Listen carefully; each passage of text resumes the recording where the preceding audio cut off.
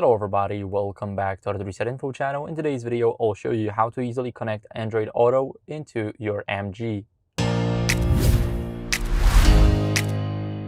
So first, I am in the MG S5 EV, and here you can go to App Connect. Here you can choose between Apple CarPlay and Android Auto. We're gonna click Android Auto right here.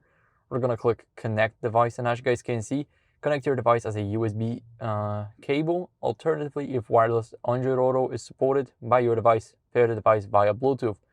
So what are we going to do here is we're going to go to Bluetooth, and we're simply going to connect our phone here. So for me, I do have to go to Connected Devices. Now in here, we're going to go to Connection Preferences, and we want to make sure first that our Bluetooth is turned on.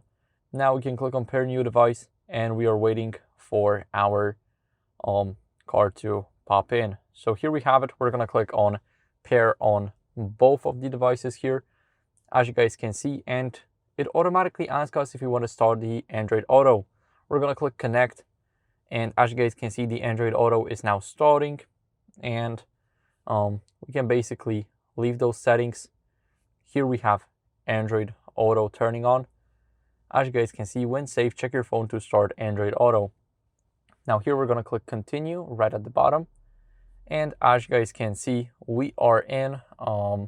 We got everything we need. We got YouTube Music, as well as some Google stuff. Here we have the Google Maps, but I do not have the location right now, so it won't work properly.